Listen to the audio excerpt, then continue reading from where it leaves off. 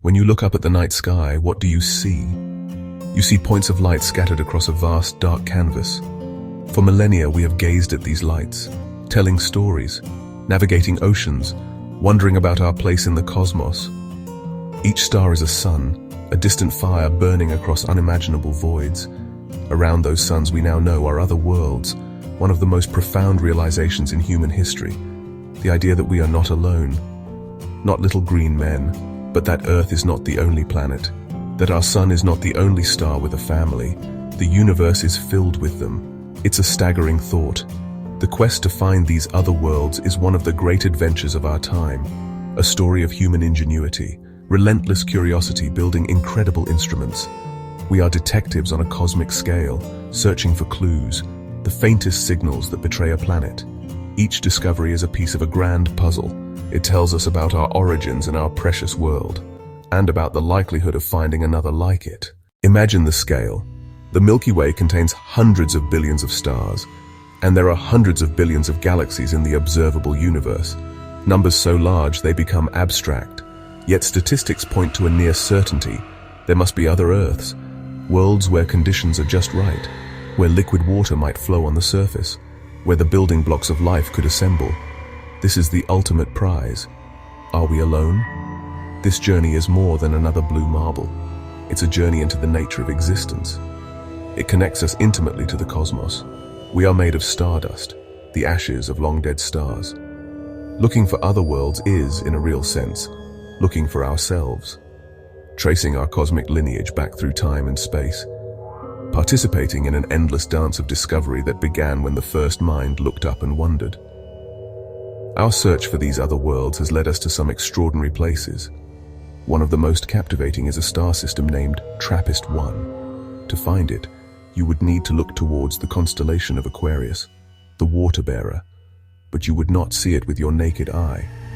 This star is far too faint, a mere whisper of light in the cosmic darkness. It lies about 40 light-years away from us. A light-year is the distance light travels in a year. That's nearly 10 trillion kilometers. So 40 light-years is about 400 trillion kilometers. The star itself, Trappist-1, is very different from our own sun. It is an ultra-cool red dwarf. Imagine our sun as a brilliant, roaring bonfire. Trappist-1, by contrast, is like a single glowing ember. It's much smaller, only slightly larger than Jupiter. It has only about 8% of the sun's mass. Its surface temperature is under 2,500 degrees Celsius. That's less than half the sun's surface temperature. Its light would be a dim salmon pink glow. Because it's so small and cool, it burns fuel incredibly slowly. Our sun's lifespan is about 10 billion years. A red dwarf like Trappist-1 can live for trillions of years. That's hundreds of times the current age of the universe. That gives enormous time for life to evolve on orbiting planets. These stars are the marathon runners of the cosmos, stable, long-lasting. They will still glow long after our sun fades. They're the most common stars in the Milky Way, about 75% of the population. If planets are common around them, and we now know they are, potential homes for life skyrocket. The universe might be teeming with worlds orbiting these dim, long-lived stars. Discovering planets 40 light-years away is an act of incredible scientific precision. You cannot simply point a telescope and see them. They are far too small and faint, completely lost in the glare of their parent star. Instead, scientists had to become cosmic detectives, looking for indirect evidence. The method they used is called the transit method. It's a beautifully simple concept. Imagine a bright streetlight far away. If a tiny moth flies between you and the light, you notice a slight, momentary dip in brightness. That's exactly what astronomers look for. The Trappist-1 story began at an observatory in the mountains of Chile. A team of scientists led by Michael Guillaume was using a telescope built for this task. The Transiting Planets and Planetesimals Small Telescope, TRAPPIST. The telescope stared at a patch of sky, monitoring the brightness of thousands of stars. In 2015, it noticed something. The faint light from one particular star, the one we now call Trappist-1, was dimming periodically. Regular, consistent, following a precise pattern. That was the telltale sign, the shadow play of a planet crossing its star. Initially, the team announced 3 planets. It was already an exciting find, but the story was far from over. The initial data hinted there might be more. The team called on other, more powerful telescopes, including NASA's Spitzer Space Telescope, to take a closer look. They watched the star continuously for weeks, gathering more data, measuring every tiny flicker with extraordinary accuracy. What they found was astonishing, beyond what they dared to hope.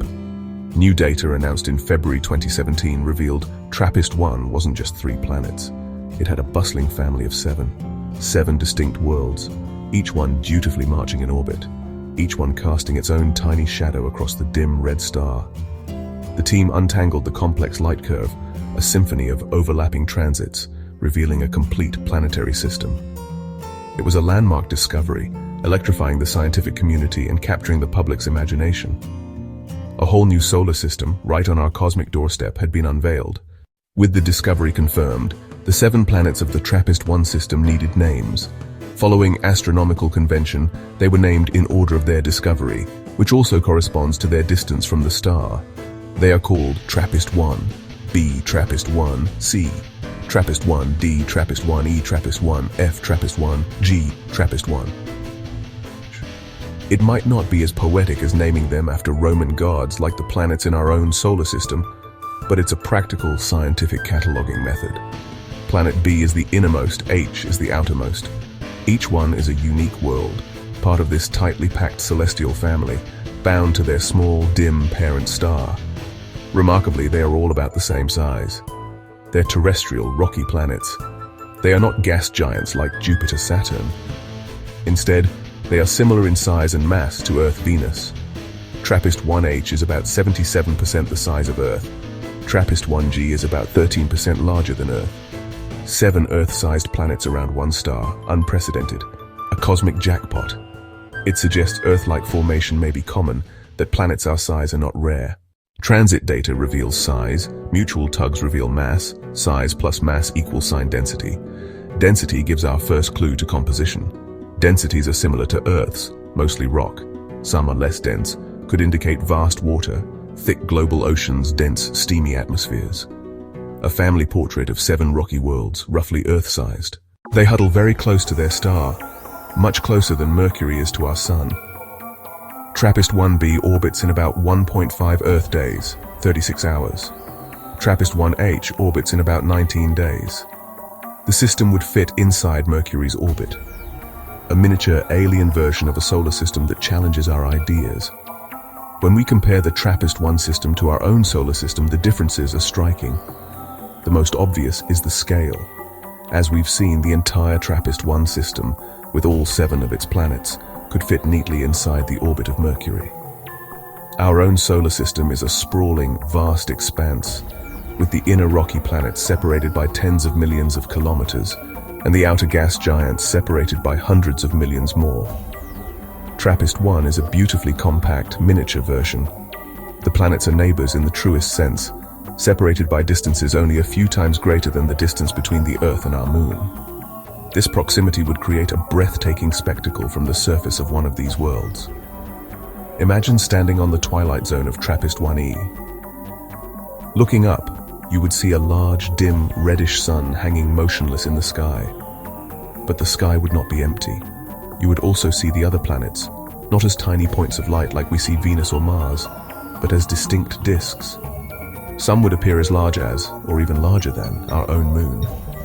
You would be able to watch them glide across the sky, their phases changing, sometimes even seeing their surface features. It would be a dynamic, ever-changing celestial display, a constant reminder of your place in a crowded family of worlds. The structure of the system is also different. Our solar system has a clear divide, small rocky planets in the inner system, and massive gas and ice giants in the outer system. Trappist-1, on the other hand, consists entirely of Earth-sized rocky planets. There are no Jupiters or Saturns here.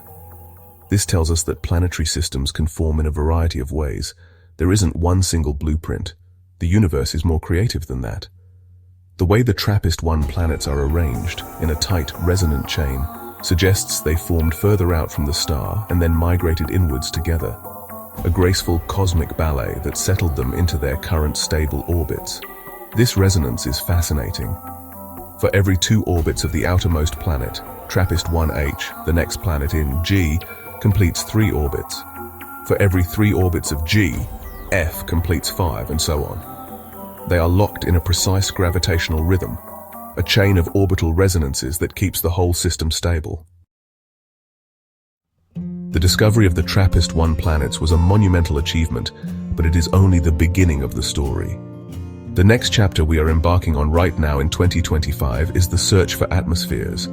Knowing a planet is the right size and in the right place is one thing, but to know if it's truly habitable, we need to know if it has an atmosphere and what that atmosphere is made of.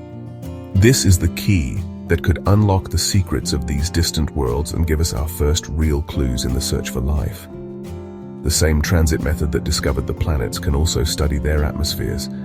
As a planet passes in front of its star, a tiny fraction of starlight shines through its upper atmosphere.